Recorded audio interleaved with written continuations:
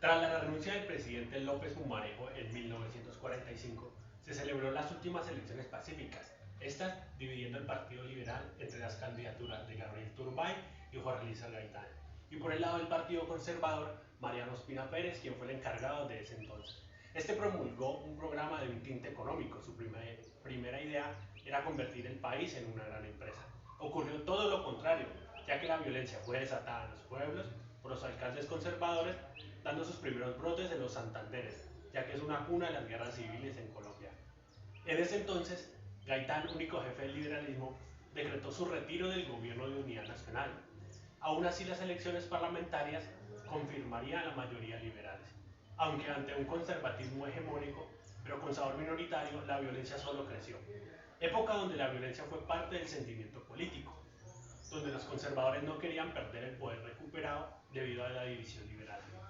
De esta manera se creó la tradicional enfrentamiento ideológico y sentimental entre los conservadores y los liberales, mayor conocido como la lucha entre godos y cachiporras, o entre azules y rojos, material la cual fue una de libre elección, sino transmitida hereditariamente.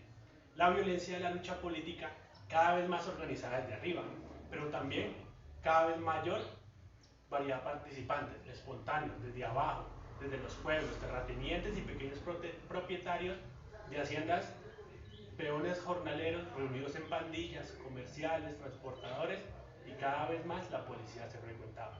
Frente a estas situaciones, una tarde, el 7 de febrero del 48, en Bogotá, una multitudinaria marcha, nombrada la Marcha del Silencio, salieron a pedir al presidente Ospina Paz y piedad por la patria. Gaitán para ese entonces, autor de una oración por la paz, la cual su discurso contenía largos y elocuentes silencios. Esta era una forma de transmitir al gobierno esa pasividad del Partido Liberal, pero no daba indicios de estar amedrentados. En respuesta a esto, 2 meses se presentó la muerte de Gaitán, estallando el pueblo liberal, convirtiendo las marchas del silencio en una destrucción que se conoce en Latinoamérica como el Bogotazo. Luego de la muerte de Gaitán, se vivieron unos meses de una fingida tranquilidad, pero esto debido al miedo. Incluso en las ciudades no duró mucho las treguas de las élites políticas. En el mismo recinto político de la Cámara de Representantes se enfrentaron a disparos parlamentarios liberales y conservadores. Entramos al hecho de una existencia de una guerra civil no declarada, pronto a celebrar las elecciones presidenciales del año 50. En las últimas décadas, Colombia ha sido reconocido como uno de los países de América Latina con una democracia fuerte y sólida, debido a su sufragio universal periódico y libre, a la aparición de diversos partidos políticos, a la descentralización del poder. Pero, ¿podríamos hablar de una democracia sólida solo con estos aspectos o qué hace falta para que Colombia en realidad tenga una democracia fuerte? Para la mejora de la democracia es importante tener presente la biodiversidad cultural que presenta Colombia, las distintas comunidades, los distintos grupos, la importancia que estos poseen en el desarrollo del Estado. Es importante tener presente cada una de sus necesidades y cómo éstas sirven para fortalecer los lazos en una sociedad. Es muy notoria, pero esa participación es de los grupos que vienen año tras año haciéndolo. Las nuevas generaciones no son conscientes de la necesidad del país y lo importante que son para la toma de decisiones. La participación ciudadana es necesaria para disminuir la desigualdad. Teniendo presente cada una de las necesidades que tiene un ciudadano dentro del Estado, es más fácil dictaminar un camino que busque el pro del desarrollo y la calidad de vida que merece Colombia. Ahora, el fortalecimiento de la democracia se da con la escucha de la necesidad de todos sus ciudadanos, no encaminarse hacia una sola necesidad, sino hacia el bienestar común de todos para el desarrollo en pro del Estado. A continuación abordaremos el por qué dos corrientes políticas distintas pudieron iniciar una guerra civil. En cuestión, la guerra civil se generó debido a las personas. En principio podríamos analizar un carácter más subjetivo, el cómo las personas lograron adentrarse tanto en una corriente política, en este caso la que se manejaba en la historia colombiana, que eran los liberales por un lado y los conservadores por otro, hasta el punto de dejar que se afectasen los vínculos sociales. Lo que comenzó como una representación de un partido político se fue más allá y terminó en un conflicto de ideologías. El irrespeto y la intolerancia hacia los pensamientos del otro causaron conflictos en la vida cotidiana de las personas. Su convivencia se empezó a basar y se tornó en la imposición de su postura política al otro, sin aceptar un desacuerdo u una opinión en contrario. Se polarizaron tanto los bandos que se convirtió en una guerra entre gogos y cachiporros, entre liberales y conservadores, entre izquierda y derecha. Las ideologías políticas se convirtieron en algo discriminador. El que pensara en contrario a los conservadores sería asesinado, y viceversa. Los que pensaran diferente a los liberales serían asesinados. Esto generó una guerra de los unos con los otros. Esto desató guerra entre amigos, vecinos y conocidos. Los que antes se consideraban amigos se volvieron enemigos, entre campesinos, entre ciudadanos, entre terratenientes, obreros. El señor de la tienda y el señor que le compra de la tienda. Se convirtió en una guerra, se nubló toda la visión de lo que sería un partido político y se convirtió en una enemistad, una guerra de gran auge. Seguido de esto, analizaremos cuál fue el hecho que desencadenó la violencia en Tuluá.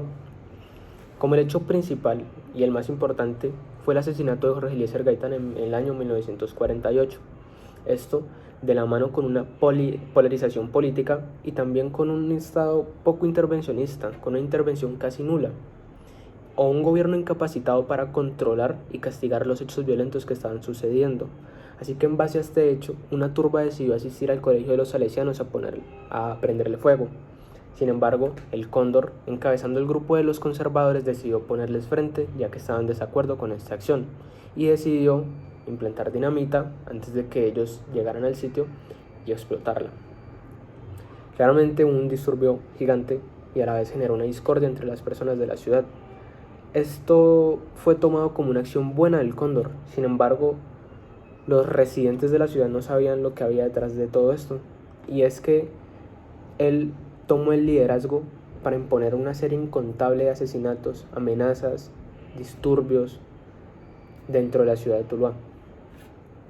Esto fue base para poner una guerra entre liberales y conservadores, ya que las incontables muertes tenían que ser reprendidas o defendidas por parte de los liberales, así que decidieron tomar a propia mano justicia y vengarse de los conservadores, lo cual generó un choque de ideologías y a la vez de una fuerza criminal.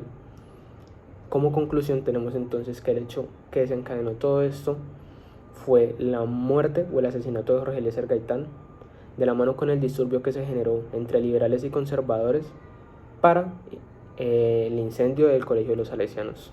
Democracia en Colombia.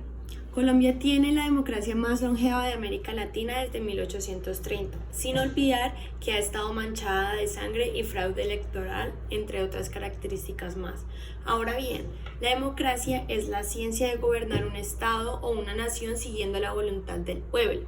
La participación popular en una democracia es vital, un sistema de gobierno por el pueblo y para el pueblo. En ella, el ciudadano delega el poder a sus representantes para que velen por brindar las garantías a la población. El fin de la democracia es el bien común, respetando tanto la Constitución como la ley. Roald Dahl sostiene que la democracia es un procedimiento político necesario en un sistema de derechos fundamentales que debe proporcionar la opción de 5 criterios, los cuales son, primero, la participación efectiva, igualdad de voto, alcanzar una comprensión ilustrada, ejercitar el control final sobre la agenda y la inclusión de los adultos. En Colombia no se cumple esta definición al 100%. Por ejemplo, las Fuerzas Armadas en Colombia no pueden votar. No hay igualdad de voto entonces. Y es que el voto es la máxima expresión y representación de la opinión de las personas. Al hablar de democracia se debe hablar de la participación ciudadana, derecho a la participación en política establecido en el artículo 21 de la Declaración de las Naciones Unidas y el artículo 258 de la Constitución Política de Colombia. En nuestro país, como la mayoría de los países de dicho sistema, sus autoridades se dividen en presidencia, congreso, gobernadores, asambleas departamentales, alcaldes municipales, todas elegidas por voto popular. Es decir, en Colombia es un país con votación democrática, pero está muy lejos de ser una democracia consolidada. Muchas personas hablan de la estabilidad de sus instituciones en el país, con frecuencia mirando de forma comparativa, por ejemplo, a las dictaduras del Cono Sur, pero hay muchísimo más que esto. Incluso Colombia es el único país de América Latina que ha tenido una dictadura corta, como lo fue la dictadura de Rojas Pinilla de 1953 a 1957. Digamos que la democracia tiene que ver con aquella posibilidad de elegir y ser elegido sin obstrucciones, desde contar el sufragio universal hasta el desarrollo de unas elecciones transparentes y sin represión violenta. En conclusión, Colombia ha sido un país con una larga tradición oligárquica. Eso quiere decir que el poder ha estado en manos de unos pocos, particularmente, por ejemplo, los propietarios de la tierra. Pero hay una luz al final del túnel. Existen posibilidades para mejorar esto y es, por ejemplo, la existencia del Centro de Estudios de Democracia y Asuntos Electorales, que se llama CEDAE, que promueve la investigación y el análisis sobre los distintos aspectos de la democracia, tanto en el nivel teórico, que también es importante, como en el nivel práctico, que es fundamental.